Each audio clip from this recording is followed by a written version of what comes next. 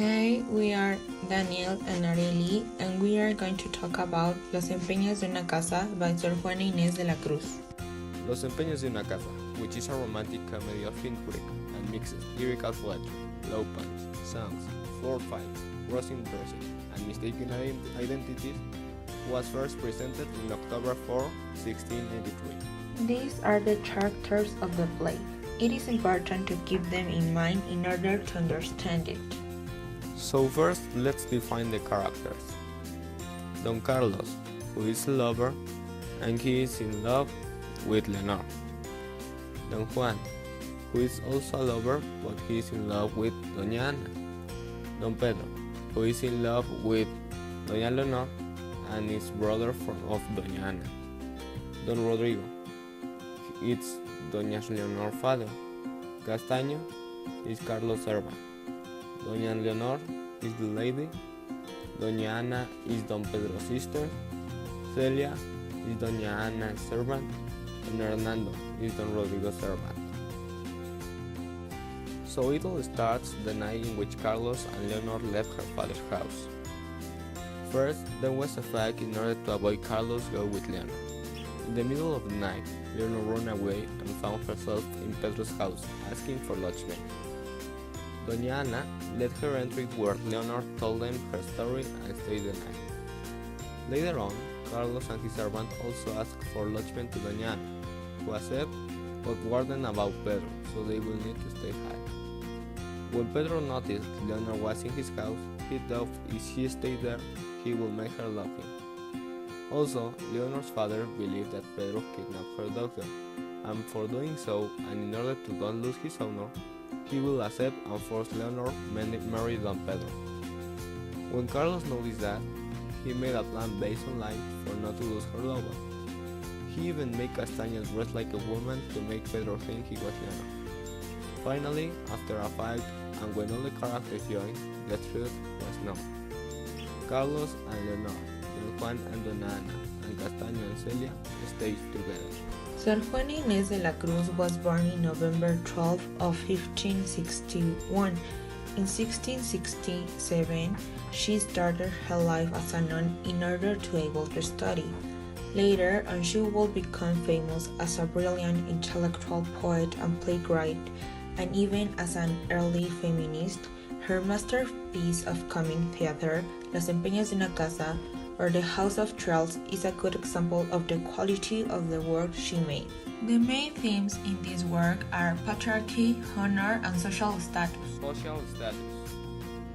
Tú estás cansado y viejo. Don Pedro es mozo, rico y alentado. Y sobre todo, el mal ya está causado. Pórtate con el cuerdo, cual conviene, y ofrécele lo mismo que él se tiene, y luego al fondo, cásate con ella.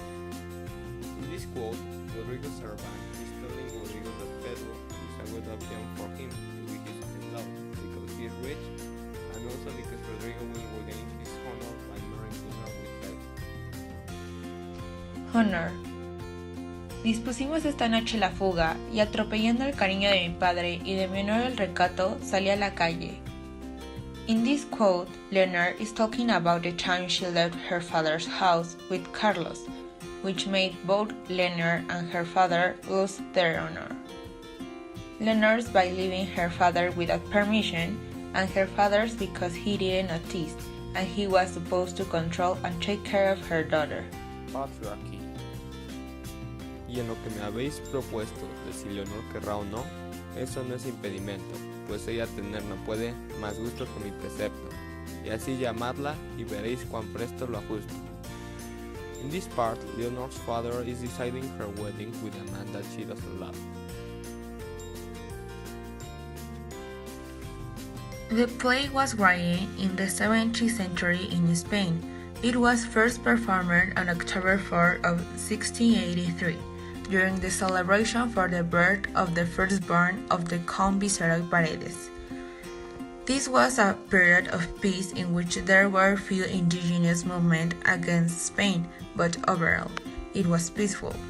New Spain was governed by the Viceroy, and religion would be very meaningful in the decision of that time. It was part of the last years of the Spanish Golden Century in which literature and arts flourished not only in Spain, but also in its colonies. Also, the Baroque had an influence in many aspects like architecture, theater, literature, music, etc., making Sor Juana one of the most relevant when it comes to literature in Spain. There's a story that says that this place was written by Sor Juana after the death of her first love. Therefore, she thought that she would never be able to love again, and this led her to stay in a convent. For other way, the family honor and the status that we can see in the play is very similar to Sor Juana's family. Inside the play, we can see many hints that Sor Juana made for society. For example, in Castaño dressed as a woman and covered his face. She was making a reference to the well-known covered ladies, women who covered their faces with a veil. They said things that they could never say if they did not have the veil. Also, in Baroque theatre, it was common for a character to adopt manners and even clothing of the other sex. For some people, the character of Leonor is the reflection of the personality of Sor Juana, disappointed of the love and focused on her studies. The main themes of this play were very common in the time Sor Juana wrote. Patriarchy, for example, in which men did not take into account women's thought or opinion and just rule them in whatever they want to do. It also states the belief in which men are the only ones supposed to work and study.